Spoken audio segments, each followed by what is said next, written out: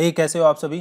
तो दोस्तों, आप जब स्टेट पीसीएस की तैयारी करते हो और जो प्रीलिम्स का पेपर्स होते हैं, प्रीवियस ईयर्स के जो आप पेपर देखते हो, उसमें जो आप मॉडर्न हिस्ट्री के प्रश्न देखते हो, तो आप पाओगे कि आम जो आप तैयारी करते हैं, लाइक ल्यूसेंट की बुक में तैयारी करते हैं, कोई भी अरिहंत की बुक में से तैयारी करते हैं, तो वो थोड़ा एडवांस लेवल के क्वेश्चंस होते हैं जो आपको इन टाइप की बुक्स में नहीं मिलते।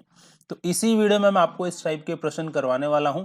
तो यदि जब स्टेट पीसीएस की तैयारी करते हैं तो आपको पता है जो मॉडर्न हिस्ट्री होती है खासकर, वो आपको थोड़ा सा डीपली पढ़नी पड़ती है, क्योंकि इससे काफ़ी क्वेश्चन मॉडर्न हिस्ट्री से पूछे जाते हैं।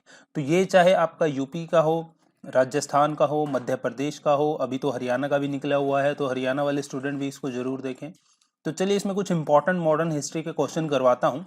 यदि आपको पसंद आए और कमेंट सेक्शन में आप मेरे को बताना, तो मैं आपके लिए और भी मॉडर्न हिस्ट्री के नए क्वेश्चन लेके आऊंगा इसी लेवल के। तो चलिए पहले प्रश्न की तरफ हम बढ़ते हैं।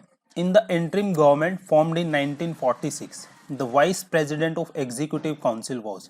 देखिए, यदि आप स्टेट पीसीएस की तैयारी कर रहे हैं तो आप इंटरिम गवर्नमेंट के बारे में जरूर पढ़ के जाना। इंटरिम गवर्नमेंट से रिलेटेड बहुत सारे प्रश्न पूछे जाते हैं। अब इस वीडियो का प्लस पॉइंट ये रहेगा कि इंटरिम गवर्नमेंट से जुड़े हुए जितने भी आपके क्वेश्चंस बनते हैं वो सारे इस वीडियो में मैं आपको कवर करवा देता हूं, ताकि आपको दोबारा पढ़ने की ज़रूरत ना पड़े।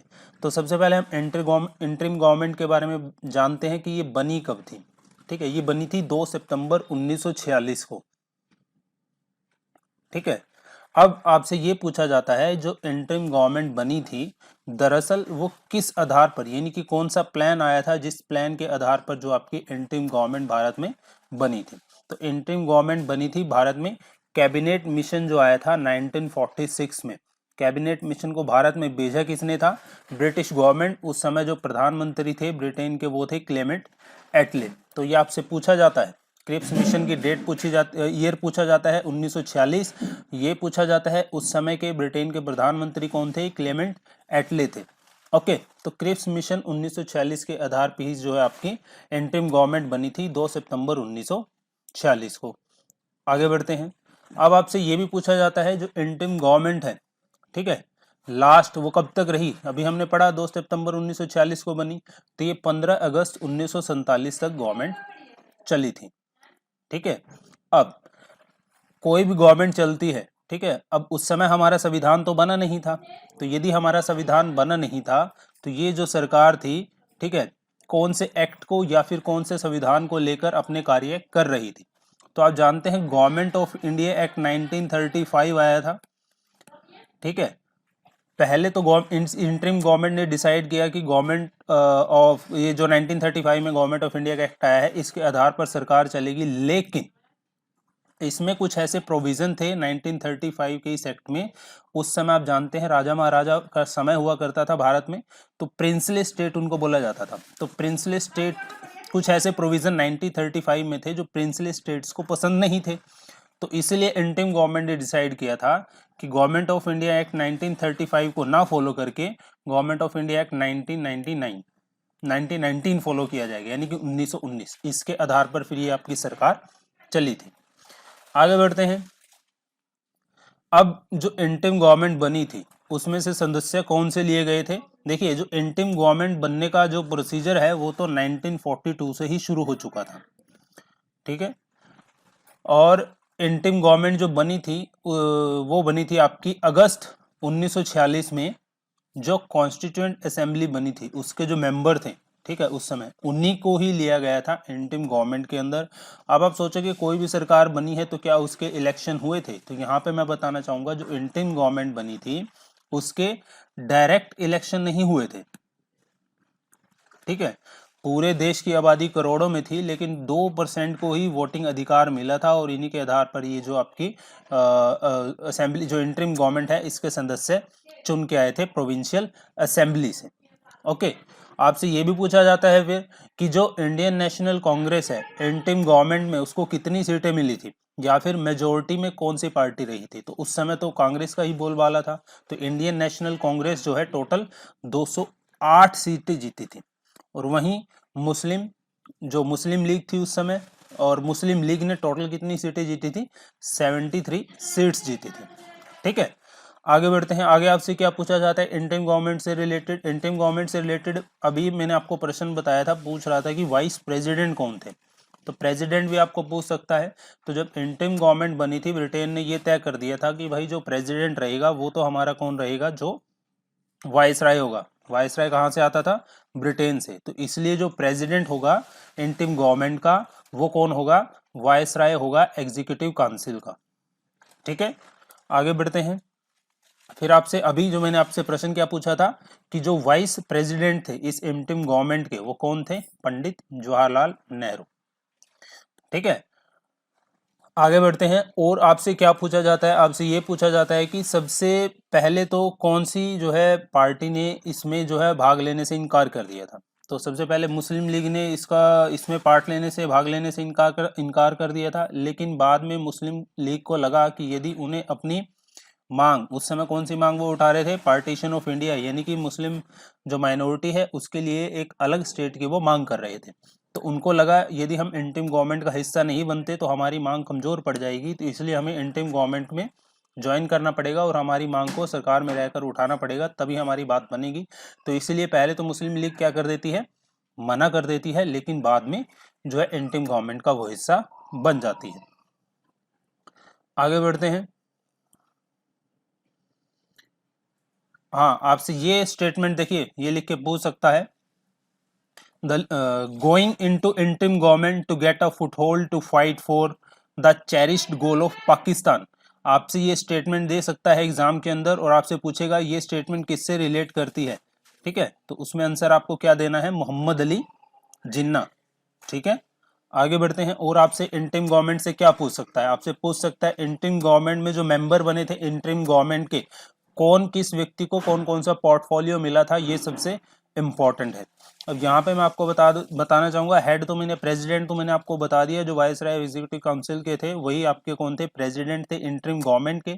इसके अलावा जो पोर्टफोलियो बटे थे अभी मैंने आपको बताया, प्रेसिडेंट आपसे पहले पूछ सकता है, एग्जीक्यूटिव काउंसिल के वाइसराय कौन थे, पहले थे लॉर्ड वेवल। ठीक है, और आखिरी थे लॉर्ड माउंटबेटन। फर्स्ट थे लॉर्ड वेवल और आखिरी थे लॉर्ड माउंटबेटन, ये आपसे पूछ सकता है। आगे बढ़ते हैं फिर हम। कमांडर इन चीफ, जो पहली इंटरिम गवर्नमेंट बनी थी उसमें कमांडर इन चीफ कौन थे, उसमें कमांडर इन चीफ थे सर क्लाउड ओचेनलिक। ठीक है, आगे बढ़ते हैं। Vice president, vice president interim government में कौन थे, या फिर यूं कहें उनको external affair and Commonwealth relation का पोर्टफोलियो भी दिया गया था, तो वो थे जवाहरलाल नेहरू, जो कि इंडियन नेशनल कांग्रेस से जुड़े हुए थे। आगे आपसे पूछ सकता है जो home affair minister information and broadcasting का पोर्टफोलियो किसके पास था, सरदार वल्लभ भाई पटेल के पास था। आगे बढ़ते हैं। एग्रीकल्चर एंड फूड मिनिस्टर या फिर एग्रीकल्चर एंड फूड पोर्टफोलियो किसके पास था, राजेंद्र प्रसाद। आगे बढ़ते हैं। कॉमर्स का जो पोर्टफोलियो था वो किसके पास था, इब्राहिम इस्माइल चुंदेरगार के पास, जो कि मुस्लिम लीग के नेता थे। आगे हम बढ़ते हैं। जो डिफेंस का डिपार्टमेंट था, डिफेंस पोर्टफोलियो था, वो था बलदेव सिंह के पास। ठीक है, जो कि इंडियन नेशनल कांग्रेस से जुड़े हुए थे। आगे बढ़ते हैं। फाइनेंस का जो पोर्टफोलियो था, फाइनेंस पोर्टफोलियो था लियाकत अली खान के पास। लियाकत अली खान किससे जुड़े थे, मुस्लिम लीग से। आगे बढ़ते हैं। आपसे पूछ सकता है एजुकेशन एंड आर्ट्स का पोर्टफोलियो इंटरिम गवर्नमेंट में किसके पास था, तो वो था सी राजगोपालाचार्य के पास। हेल्थ का पोर्टफोलियो किसके पास था, ये था आपका गजनफार अली खान के पास, जो कि मुस्लिम लीग से जुड़े हुए थे। आगे बढ़ते हैं। लेबर का पोर्टफोलियो आपसे पूछ सकता है किसके पास था, जगजीवन राम के पास। फिर आपसे पूछ सकता है लॉ का पोर्टफोलियो या फिर लॉ मिनिस्टर कौन थे, जोगेंद्र नाथ मंडल, जो कि मुस्लिम लीग से जुड़े हुए थे। आगे बढ़ते हैं। Railway and communication, post and air, ये वाला पोर्टफोलियो किसके पास था, ये था अब्दुर राब निस्तार, जो कि मुस्लिम लीग से जुड़े हुए थे। फिर आपसे पूछ सकता है वर्क माइंस एंड पावर का पोर्टफोलियो किसके पास था, ये था CH भाभा के पास, जो कि इंडियन नेशनल कांग्रेस से जुड़े हुए थे। आगे क्वेश्चन बढ़ते हैं हम। What is the correct chronological sequence of the following. देखिए, आपने इसमें से वुड एजुकेशन डिस्पैच की नीति पढ़ी होगी, आपने पढ़ा होगा मैकले मिनेट ऑन एजुकेशन। ठीक है, इंडियन एजुकेशन जिसको हम हंटर कमीशन के नाम से भी जानते हैं। तो ये 3 मैं मानता हूं कि आपने पढ़े होंगे, लेकिन एक है आपका सार्जेंट एजुकेशन रिपोर्ट। तो ये अब इस क्वेश्चन को अटेम्प्ट करना थोड़ा सा आपका मुश्किल हो जाता है, क्योंकि हमने sergeant education report maximum students ने नहीं पढ़ी होती। अब हम इनका ईयर जानते हैं, तो सबसे पहले आप जानते हैं, सबसे पहले क्या आया था आपका मैकले मिनट ऑन एजुकेशन 1835 में। ठीक है, फिर मैकलिम एजुकेशन रिपोर्ट आपकी आई थी 1835 में। ठीक है, और फिर इसके बाद देखिए वुड डिस्पैच। वुड डिस्पैच को आप जानते हैं, आपने पढ़ा भी होगा, इसको हम क्या बोलते हैं, Magna carta of English education. ठीक है, ये कब आया था, 1854 में। ये कब आया था आपका, 1854 में। आगे बढ़ते हैं, जो आपका सार्जेंट एजुकेशन रिपोर्ट है वो कब आई थी, 1944 में। सार्जेंट एजुकेशन रिपोर्ट आपकी आई थी 1944 में। फिर इसके बाद है आपका हंटर कमीशन। हंटर कमीशन हमारा कब आया था, 1882 में। अब हमें सभी के ईयर पता चल गए, तो इसको हम आसानी से अब क्रोनोलॉजिकल लगा सकते हैं। आगे हम बढ़ते हैं। The governor general who followed a spirited forward policy toward Afghanistan was. Spirited forward policy तो बहुत सारे गवर्नर जनरल हुए हैं। लॉर्ड वेलेस्ले ने भी फॉलो की थी, लॉर्ड वेलेस्ले के पहले और बाद के भी जो आए थे उन्होंने भी फॉलो की थी। इसमें से जो आपके गवर्नर जनरल हैं वो थे लॉर्ड लिटन।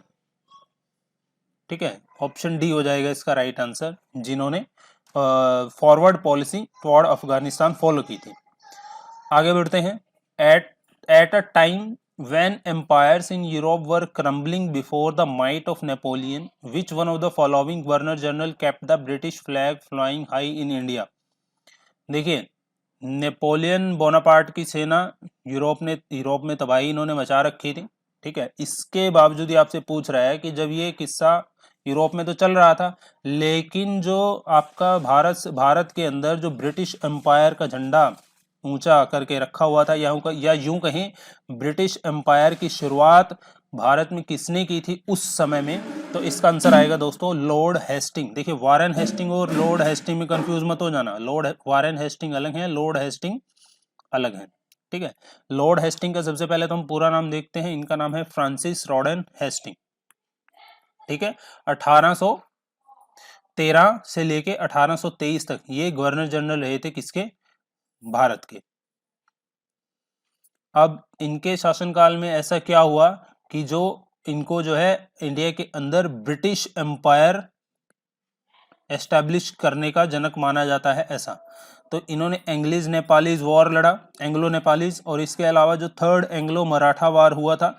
देखिए, डेक्कन में जितने आपके छोटे छोटे राजा महाराजा हुए थे वो सभी जो है लॉर्ड हेस्टिंग के ही गवर्नर जनरलशिप में सभी को हरा दिया था, और वहाँ पे लॉर्ड हेस्टिंग ने जो है ब्रिटिश राज एस्टैब्लिश किया था।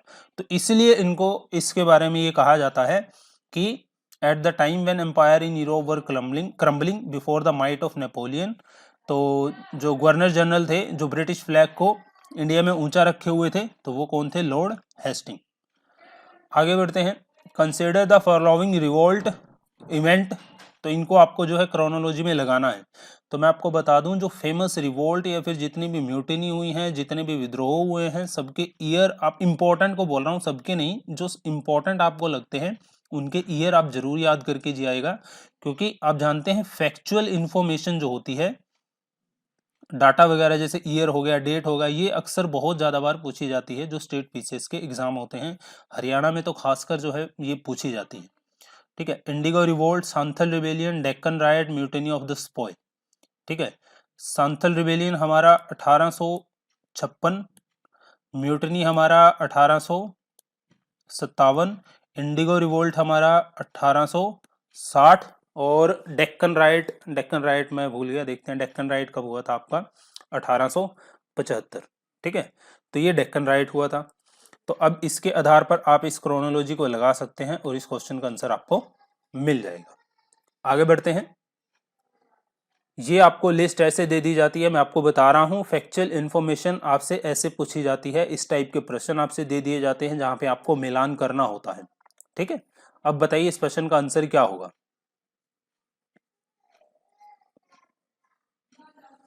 देखिए सेकेंड एंग्लो मैसूर वार हमारा हुआ था 1780 में, फर्स्ट एंग्लो मराठा वार हुआ था हमारा 1775 में, फर्स्ट एंग्लो बर्मीज वार हुआ था हमारा 1824 में, फर्स्ट एंग्लो अफगान वार हुआ था हमारा 1838 में। तो इस प्रकार की जो है हमने क्रोनोलॉजी आपको बता दिया। अभी इसका आप आंसर जो है आसानी से निकाल सकते हो। देखिए फर्स्ट, आगे बढ़ते हैं। The last major extension of British Indian territory took place during the time of, आपसे पूछ रहा है कि कौन से निम्नलिखित में कौन से गवर्नर जनरल वाइस राय के शासनकाल के दौरान जो ब्रिटिश एम्पायर के टेरिटरी में सबसे ज़्यादा एक्सपेंशन हुआ था, या यूं कहें सबसे ज़्यादा छोटे छोटे राज्य प्रिंसली स्टेट्स उनको जो है ब्रिटिश एम्पायर में मिला लिया गया था। तो ये हुआ था लॉर्ड डलहौजी के टाइम में। ठीक है, अब जब लॉर्ड डलहौजी का नाम आता है तो आप स्टेट एग्जाम उठा के देखना पीसीएस के, आपको एक नीति जरूर वहां पे देखने को मिलेगी, डॉक्ट्रिन ऑफ लैप्स की नीति।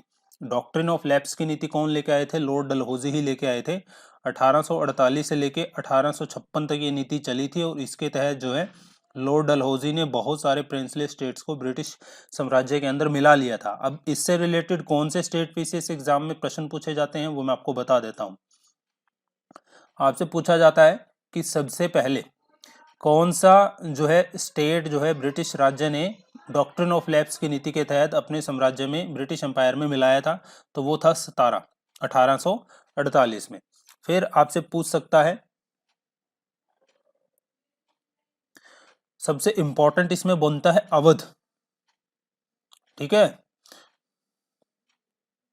जब अवध को मिलाया गया था तो ब्रिटिश एम्पायर का इंडिया के ऊपर जो सपना था ब्रिटिश एम्पायर का इंडिया में, वो पूरा हो गया था अवध को मिलाने के बाद। तो इसलिए आपसे पूछा जा सकता है अवध को किसके तहत मिलाया गया था? डॉक्ट्रिन ऑफ लैप्स के तहत मिलाया गया था। ठीक है, और इसको कब मिलाया गया था? 7 फरवरी 1856 को। ये लास्ट स्टेट था जिसको डॉक्ट्रिन ऑफ लैप्स की नीति के तहत मिलाया गया था, किसमें? ब्रिटिश साम्राज्य में। अब जब आप 1857 का विद्रोह पढ़ोगे, 1857 की आप म्यूटिनी पढ़ोगे, तो उसमें जब आप पॉलिटिकल कॉजेज पढ़ोगे तो पॉलिटिकल कॉज में सबसे मेजर कॉज निकल के आएगा आपका डॉक्ट्रिन ऑफ लैप्स की नीति। तो इसीलिए जो आपका डॉक्ट्रिन ऑफ लैप्स की नीति है, इसको 1857 का जो फर्स्ट वॉर ऑफ इंडिपेंडेंस हुआ था उसके मेन कॉजेज में से भी इसको माना जाता है। इसको आपको ऐसे भी याद रखना है। ठीक है, इसके अलावा आपसे ऐसे पूछ सकता है कि डॉक्ट्रिन ऑफ लैप्स की नीति के तहत कौन से मराठा पेशवा के बेटे की जो है पेंशन बंद कर दी थी ब्रिटिशरों ने, ये भी आपसे पूछ सकता है। तो वो थे नाना साहिब। ठीक है, क्योंकि नाना साहिब क्या थे? एडॉप्टेड सन थे किसके? पेशवा बाजीराव द्वितीय के। तो इसीलिए इस नीति के तहत उन्होंने कहा कि भाई आप जो है लीगल हेयर तो हो नहीं पेशवा बाजीराव के, तो इसलिए हम आपकी पेंशन क्या है बंद करते हैं। तो इसलिए नाना साहिब की पेंशन अंग्रेजों ने क्या कर दी थी? बंद कर दी थी। इसके अलावा झांसी को कब मिलाया गया था डॉक्ट्रिन ऑफ लैप्स की नीति के तहत? क्योंकि झांसी का नाम हम बहुत बार सुनते हैं, तो ये मिलाया गया था 1853 में। ये भी मिलाया गया था डॉक्ट्रिन ऑफ लैप्स की नीति के तहत। आगे बढ़ते हैं। Which one of the following submitted in 1875 a petition to the House of Commons demanding India's direct representation in British parliament. Indian Association तो बनी थी आपकी 1876 में, और ये बात कर रहे हैं 1875 की। पूना सार्वजनिक सभा बनी थी आपकी 1870 के आसपास। ठीक है, तो इस क्वेश्चन का आंसर हो जाएगा आपका पूना सार्वजनिक सभा। पूना सार्वजनिक सभा के लोगों ने एक प्रस्ताव दिया था, किसको दिया था? हाउस ऑफ कॉमन्स को।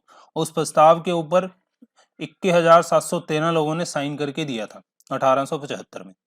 आपसे पूछ सकता है पूना सार्वजनिक सभा के फाउंडर के तौर पर किन्हें जाना जाता है? महादेव गोविंद रानाडे, गणेश वासुदेव जोशी, एस.एच. चिपुलकर। तो इन व्यक्तियों का नाम आता है जिनको पूना सार्वजनिक सभा के फाउंडर कहा जाता है। आगे बढ़ते हैं। Which one of the following mountains tribe did the British first came into contact after the grant of Diwani right in 1765? आपसे एक क्वेश्चन पूछता हूं, दीवानी राइट कौन से मुगल एम्परर ने जो है ब्रिटिशर्सों को दिए थे? या मेरे को कमेंट बॉक्स में बताना। अब हम बात करते हैं, जब ब्रिटिशर्सों को 1765 में दीवानी राइट मिल गए थे, तो बंगाल का एक तो सारा उनको दीवानी राइट मिल गए थे, और बंगाल के आसपास जो आपकी गारो हिल्स लगती थी, ठीक है, गारो हिल्स के जो आसपास का क्षेत्र था वो भी, वहां पे भी ब्रिटिशर्सों को दीवानी राइट मिल गए थे, क्योंकि वो बंगाल के अंडर आता था। तो इसीलिए इसका आंसर क्या हो जाएगा, गारो। ऑप्शन ए हो जाएगा इसका राइट आंसर। ठीक है, बाद में जब दीवानी राइट मिले तो जमींदारों को लगान इकट्ठा करने में ब्रिटिशर्सों ने, तो ब्रिटिश जो जमींदारों के जुल्म फिर कह लीजिए, जो एक्सप्लॉयटेशन होता है जमींदारों के द्वारा, वो गारो हिल्स की जो ट्राइबल्स थे उनके ऊपर काफ़ी बढ़ने लगा। तो वहाँ के जमींदारों और ट्राइब्स के बीच में क्या होने लगे, कन्फ्लिक्ट होने लगे। तो बात एक समय पे ऐसी आ गई 1873 में, जब ब्रिटिशर्सों को इंटरवेन करना पड़ा वहाँ पे आके, और गारो हिल्स का जो क्षेत्र था ब्रिटिश सरकार ने उसको अपने अधीन ले लिया। आगे बढ़ते हैं। Which one of the following acts of British India strengthen the viceroy's authority over his executive council by substituting portfolio और in departmental system for corporate function. भाई जब British East India Company Bharat में काम कर रही थी ना, तो बहुत ज्यादा भ्रष्टाचार उसके अंदर था, बहुत ज्यादा करप्शन थी। ठीक है, क्या डिसीजन लेती थी, क्या नहीं लेती थी, किस प्रकार से काम करती थी, ये सारी रिपोर्टिंग जो है किसके पास नहीं जाती थी, ब्रिटिश, उस समय जो ब्रिटिश का एम्पायर हुआ करता था ब्रिटेन के अंदर, वहां पे नहीं जाती थी। तो इसलिए गवर्नमेंट ने डिसाइड किया कि भाई ऐसे तो मानेंगे नहीं। ठीक है, तो उन्होंने क्या किया, वो एक ना पोर्टफोलियो सिस्टम ले आए। पोर्टफोलियो सिस्टम एग्जीक्यूटिव काउंसिल में क्या, कि भाई ये डिपार्टमेंट का काम ये व्यक्ति करेगा, इस डिपार्टमेंट का काम ये व्यक्ति करेगा, इस डिपार्टमेंट का काम ये व्यक्ति करेगा, और इन सभी व्यक्ति, ये सारे के सारे व्यक्ति एक व्यक्ति को रिपोर्ट करेंगे। ठीक है, किसको, वायसराय को। और वायसराय को कौन अपॉइंट करता था, ब्रिटिशर्स, ब्रिटिश एम्पायर यानी कि ब्रिटिश सरकार, ब्रिटेन की सरकार अपॉइंट करती थी। तो ये जो पोर्टफोलियो वाला सिस्टम है, ये कौन से इंडियन काउंसिल एक्ट के तहत आया था, ये आया था इंडियन काउंसिल एक्ट ऑफ 1861। तो ऑप्शन ए हो जाएगा इसका राइट आंसर। आगे बढ़ते हैं। During the colonial period in India what was the purpose of Whitley commission. व्हिटले कमीशन का पर्पस, देखिए आपने यदि डीप से नहीं पढ़ी मॉडर्न हिस्ट्री, तो मैक्सिमम स्टूडेंट ने तो व्हिटले कमीशन पढ़ा भी नहीं होगा। ठीक है, तो व्हिटले कमीशन दोस्तों यहाँ पे मैं बता देता हूँ, बना था आपका 1929 में। ठीक है, और इसके जो अध्यक्ष थे, इसके जो चेयरपर्सन थे, वो थे जॉन हेनरी व्हिटले, इसलिए इसको व्हिटले कमीशन कहा जाता है। व्हिटले कमीशन ने अपनी रिपोर्ट दी थी 1931 में। और जो व्हिटले कमीशन है उसको the royal commission on labour, ध्यान रखना, the royal commission on labour के नाम से भी जाना जाता है।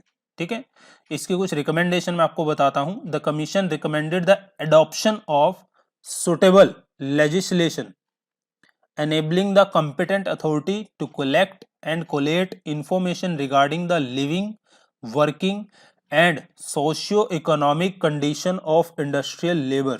तो इसने रिकमेंडेशन की क्या दी थी, लेजिस्लेशन, जो कानून बना रहे थे। ठीक है भाई, कॉम्पिटेंट अथॉरिटी को बोला था कि आप जाइए, जो ये इंडस्ट्रियल लेबर है, कैसे ये रहती है, कैसे कितने कितने घंटे ये काम करती है, और उसका जो सोशो इकोनॉमिक कंडीशंस है इंडस्ट्रियल लेबर की, उसके डाटा आप एकत्रित कीजिए और उनके हिसाब से जो आप इनकी जो एक पॉलिसी बनाइए। तो ये व्हिटले कमीशन ने कहा था, एक रिकमेंडेशन मैंने आपको बताई है। तो इससे हमें पता चल जाता है जो हमारा व्हिटले कमीशन था, दरअसल वो किससे जुड़ा हुआ था, to report on existing condition of labour and to make recommendations. तो ऑप्शन बी हम कह सकते हैं इसका राइट आंसर हो जाएगा। आगे बढ़ते हैं। तो ये तो चलिए, मैं पार्ट 1 आपका खत्म हो गया भाई। ठीक है, ये आपके रिस्पॉन्स पे डिपेंड करेगा कि आगे आपको वीडियो चाहिए इस प्रकार के प्रश्नों की या नहीं चाहिए। तो मिलता हूँ आपसे नेक्स्ट वीडियो में नए टॉपिक के साथ, तब तक के लिए बाय बाय।